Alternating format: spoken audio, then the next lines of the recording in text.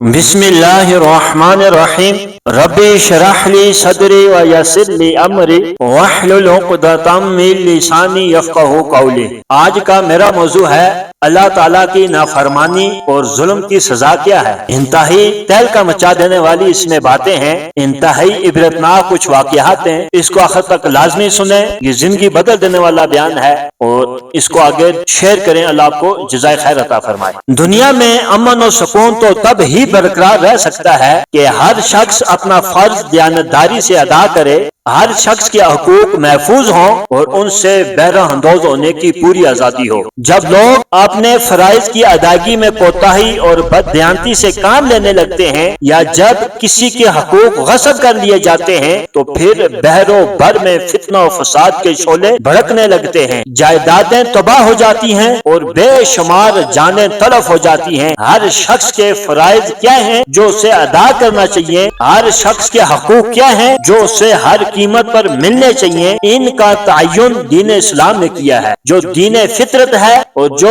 اس خالق و مالک کا دین ہے جس نے کائنات کی ہر چیز کے فطری تقاضوں کو پورا کیا اور ان کی تسکین کے سامان بڑی فیضی سے مہیا فرما دیے۔ جہاں بھی کسی قوم نے اس نظام حیات کو اپنایا، اسی قدر ان کی زندگیاں اور ان کا ماحول خوشی اور مسرت سے ہمکنار ہوا، اور جہاں بھی کسی قوم نے اس نظام سے روگردانی کی، وہاں اسی انداز سے امن و سکون رخصت ہو گیا چلا گیا۔ بے چینی اور اضطراب کے اندھیرے پھیلنے لگے، عقائد کی قوت مسلم ہے، عملی زندگی میں ان پر مرتب ہونے والے بد اثرات کا انکار نہیں کیا جا سکتا۔ جب عقائد صحیح ہوتے ہیں، اللہ تعالیٰ کی توحید اور اس کی صفات عالیہ پر ایمان پختہ ہوتا ہے، وہاں قلب اور روح کی دنیا میں باہر تو آ ہی جاتی ہے، عملی دنیا میں بھی دیانتداری، اخلاص، حقگوئی، جرت، بے نیازی اور استغنا کے پھول مہکنے لگتے ہیں، اور جہاں بندے کا تعلق اپنے رب کریم سے ٹوٹ جاتا ہے، جہاں کفر اور شرک کی عفونت پھیل جاتی ہے، تو وہاں انسان کی عملی زندگی بھی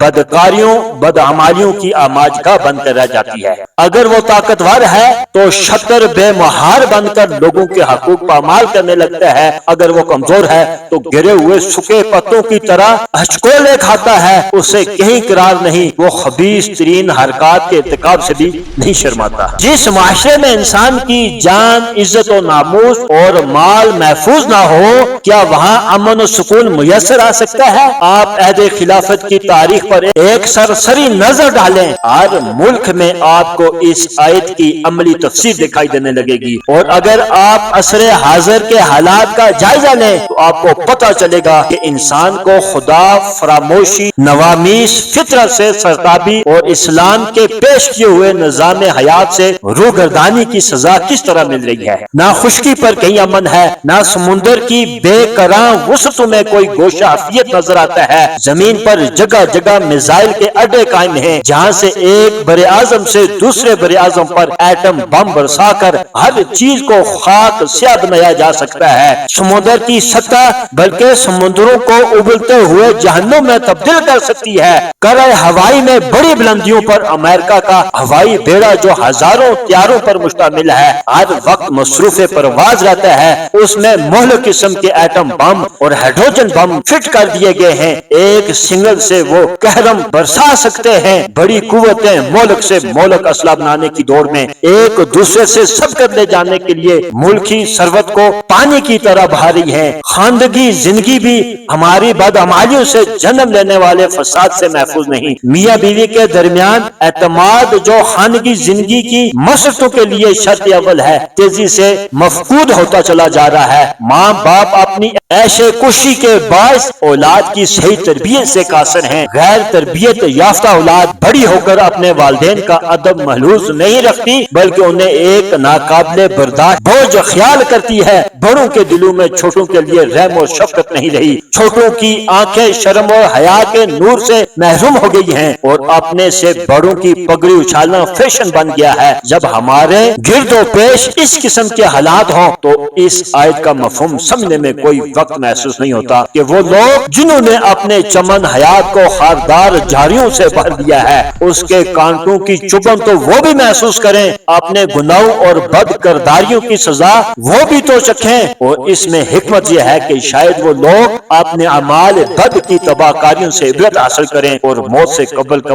اپنی اصلاح کریں۔ جب اللہ تعالیٰ نے زمین کا بلبلا پانی سے زہر فرمایا اور پھر اسے آبادی کے لیے پھیلایا اور سرسبز و شاداب کیا، اور اس وقت اس میں کوئی فتنہ اور فساد نہیں تھا۔ اگر کوئی شخص کسی درخت کے سایہ میں آ کر بیٹھتا تو اس درخت کا تازہ پھل پاتا جس سے وہ اپنے کام و دہن کو لطف اندوز کرتا، اور سمندر کا پانی بہت لذیذ اور شیریں تھا، اس میں کرواہٹ اور کھارے پان کا کوئی وجود نہیں تھا، نہ شیر گائے پر حملہ کرتا تھا اور نہ ہی بھیڑیا بہر اور بکریوں کا شکار کرتا تھا۔ یوں سمجھیں کہ ہر طرف امن، سکون اور اطمینان تھا۔ لیکن جب قابیل نے اپنے سکے بھائی آبیل کو حسد کی وجہ سے قتل کر دیا تو زمین ویران اور غیر آباد ہو گئی، اور درختوں پر کانٹے پیدا ہو گئے اور زمین کی رنگت سیاہ ہو گئی، سمندر کا پانی نمکین اور کھارا ہو گیا۔ تو اللہ تعالیٰ نے اس حقیقت کو ان الفاظ میں بیان فرمایا کہ قابیل کے اپنے بھائی کو قتل کرنے کی وجہ سے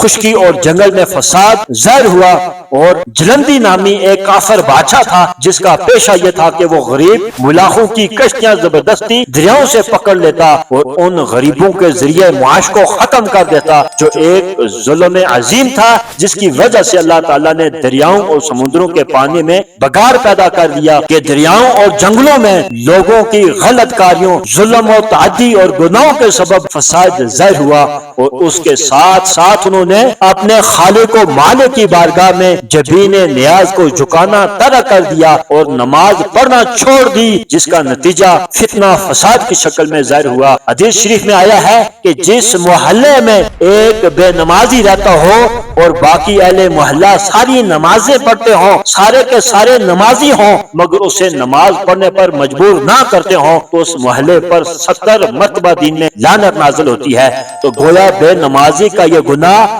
اتنا شدید اور گناہنا جرم ہے کہ اس ایک کی وجہ سے تمام اہل محلہ پر لعنت نازل ہوتی ہے، جس کی وجہ یہ ہے کہ نماز پڑھنے والے اس بے نمازی کو دیکھتے ہیں اور اسے نماز پڑھنے کے متعلق نہیں کہتے، اس لیے وہ سارے اللہ تعالیٰ کے عذاب میں شریک ہو جاتے ہیں۔ حدیث شریف میں مذکور ہے کہ حق بات سے چپ رہنے والا اور اسے لوگوں میں ظاہر نہ کرنے والا گنگا شیطان ہے۔ اسی طرح ظالم انسان اللہ کی سزا کا مستحق ہے، کیونکہ ظلم بھی فساد کی جڑ ہے۔ حضور علیہ الصلوۃ والسلام کا ارشاد گرامی ہے، آپ نے فرمایا ہے لوگوں، اللہ تعالیٰ سے جو تمہارا پروردگار ہے ڈرتے رہا کرو، اور تم میں سے کوئی بھی کسی مومن پر ظلم نہ کرے، کیونکہ جو کسی ایماندار پر ظلم کرتا ہے تو اللہ تعالیٰ اس کے سبب اسے قیامت کے دن ایسی سزا دے گا جسے برداشت کرنا اس کے بس کا روگ نہیں ہوگا۔ حضور علیہ الصلوۃ والسلام سے دریافت کیا گیا کہ کس کس گناہ سے ایمان کے سلب ہونے کا زیادہ خوف ہے، تو آپ نے جواب میں فرمایا کہ اللہ تعالیٰ نے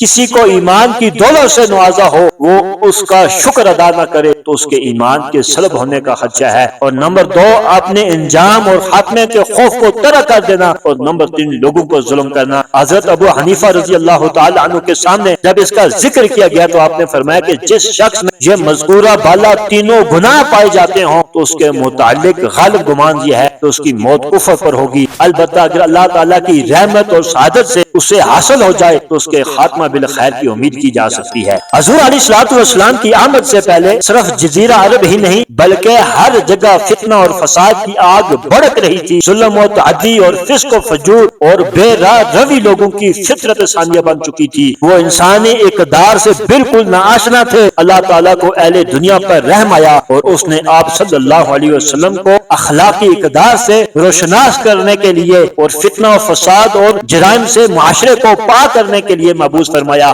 آپ علیہ الصلوۃ والسلام نے اس فریضے کو ایسے موثر اور عام فہم انداز میں ادا کیا جس کی مثال اہل دنیا پیش کرنے سے قاصر ہے۔ وہی لوگ جو حیوانوں سے بھی بدتر تھے اور گناہوں میں ڈوبے ہوئے تھے متقی اور پرہیزگار بن گئے، خلق خدا کے لیے رحم و کرم کے پیغمبر ثابت ہوئے۔ آپ علیہ الصلوۃ والسلام کے ان ارشادات گرامیہ میں سے ایک وہ ارشاد آپ ضرور سنیں جو اللہ تعالیٰ نے آپ کو لوگوں کے سامنے بیان کرنے کے لیے حکم دیا ہے۔ حدیث قدسی ہے، حدیث قدسی وہ ہوتی ہے جس میں معانی اللہ تعالیٰ کی طرف سے القاء کیے جاتے ہیں اور حضور علیہ الصلوۃ والسلام انہیں اپنے الفاظ میں بیان فرما دیتے ہیں، اور اس میں یہ الفاظ ہوتے ہیں کہ قال اللہ تعالی اور یقول وغیرہ کے الفاظ ہوتے ہیں۔ آپ فرماتے ہیں کہ اللہ تعالیٰ نے ابن آدم کو مخاطب کرتے ہوئے فرمایا، ہے بنو آدم، موت تمہارے تمام رازوں کو ظاہر کر دے گی اور قیامت تمہاری تمام خبروں کو بیان کر دے گی اور نامہ اعمال تمہارے تمام پردے پھاڑ دے گا۔ اس لیے جب تم سے کوئی گناہ سرزد ہو تو اسے چھوٹا نہ سمجھو، بلکہ اس ذات کی طرف دیکھو جس کی تم نے نافرمانی کی ہے،